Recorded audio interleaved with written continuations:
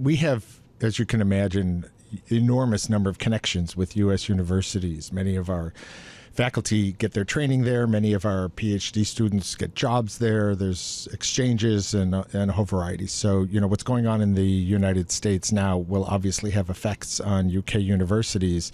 Not so much financial effects, although it will have some of those too. For instance, joint projects that involve grants that come from the U.S. where our U.S. partner is getting choked off from funding and so on.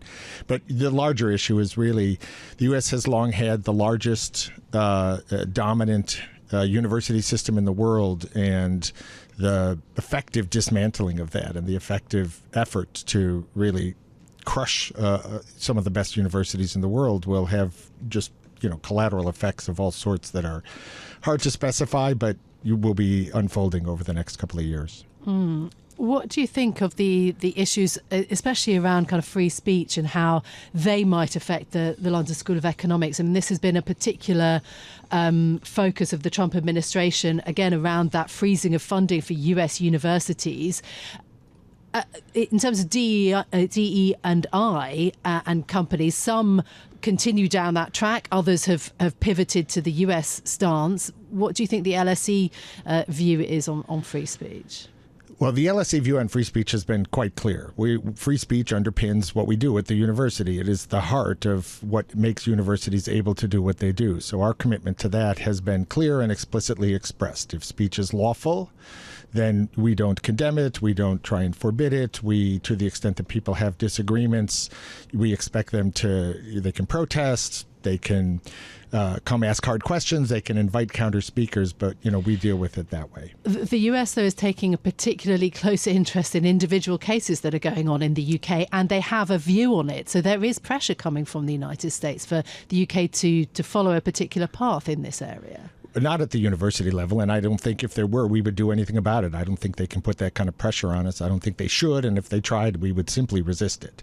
The U.S. has no business dictating policy for UK universities, none whatsoever. You do attract a significant number of students, as you mentioned, from the United States as well. I wonder how you see those numbers evolving as time goes on. First of all, you have the currency effects. You've got much stronger or much weaker dollar now, which means, in numbers terms, it gets more expensive for American students to come here. But given the political backdrop to this, are you expecting those numbers to fall? No, if anything, the opposite. And it would be short term, one hopes, to be honest. This is not the way I would like to increase the flow of students to us. But the U.S. becomes an increasingly unattractive place for anybody to go to be either a student or a faculty member. And as that happens, faculty who might have thought of leaving the UK to go to U.S. universities will be less likely to do so. Faculty in the U.S. are much more likely to be coming here, and we're already receiving tons of calls. And you've seen U.S. professors leaving. Students in other parts of the world who might have been thinking about going to U.S. universities are more likely to come to UK universities, and so on and so on. Is all of that going to pressure the research funding that is available in the UK? Let's say if there's an influx of US academics, is that going to put a lot of pressure then in terms of the funding? Well, we have to be responsible in how we deal with that influx. So it's not like we can go on a shopping spree beyond our means or resources, but to the extent, it's really what we're talking about is opportunities that might not have been available that we will try and capture within our existing resources. What sort of growth in terms of student numbers would you expect then coming from the US? I have no idea now. I don't think anybody can tell you exactly what that's going to look like. Again, we're not talking about, we don't have plans to increase the size of our student body. We don't have plans to increase the size of our faculties. Although if the UK government were smart, they would see this as an opportunity to take advantage of it, much in the way the US did in World War II when there was a flow of amazing scholars out of Germany. Right? What steps are needed to encourage that? It's back to the same funding questions that we've been dealing with much more broadly. So the question is how the UK universities are funded will determine what kind of resources that they have available to do whatever it is that the UK government wants to help support them doing.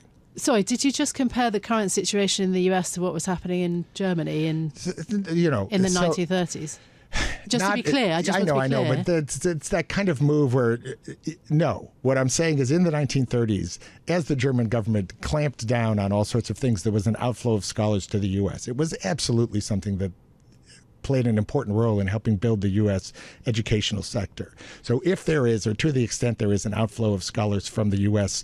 to other places, it's an opportunity to do something similar. That doesn't turn on a comparison to what the Trump administration is doing to what the Nazi administration was doing in Germany. There's just... But you said clampdown. You mentioned that there was a clampdown at that time in the 30s, and so there is a clampdown on academics. I don't want to play a little game so I can get called out like, oh my God, he's saying the Trump administration is like Hitler. I'm not saying that. What I am saying is there is similar outflow of scholars in the two countries. When it happened, it was one of the things that helped the U.S. university system become what it is. And if it happens in the U.S. for whatever reason, it is something that one can take advantage of. Coming back to the funding challenges, is this a case of you just need caps on fees to be increased so that you can charge more for students, or do you need more direct funding from the government? I think there are a variety of potential solutions that could be explored to strengthen UK universities. Raising fee caps is only one. Changing the cost recovery rate on grants is another. Reducing the bureaucratic demands that the government places, which impose costs on universities, is yet a third. Facilitating more philanthropy by making the tax system easier for people to understand what the benefits are is a fourth. There's a whole array of things that are available in order to increase the resources for universities. And I don't necessarily have a strong view on which one we should adopt, but it makes sense to explore ways in which to enhance the ability. The fees in the UK are significantly lower than, for example, in the United States. I'm sure you'd argue students get the same quality of education in both, but what is a fair level to charge students for undergraduate courses? I don't know that I have a number off the top of my head. I would say let's look at the numbers and look at what the actual costs are and at least make that available. I mean, what you can say is basically the fees haven't been raised except for a tiny little amount for more than a decade. Now, what other industry is held under those kinds of constraints? If you were a member of parliament and we said, you're going to get the same salary for the next 10 years, but you have to live within your means, nobody would expect that, right? So, you want to at least enable the universities to be able to provide the education and cover their costs to do so. But again, it doesn't have to be through raising fees. There are a variety of other ways in which to do that. Even in the U.S., the fees do not cover close to the full costs of the education that people provide. Tuition typically covers about a third of the costs. So it's not that the tuition has to cover 100%. It's that across the various devices that are available for universities to have the resources they need, something needs to be done to make more of them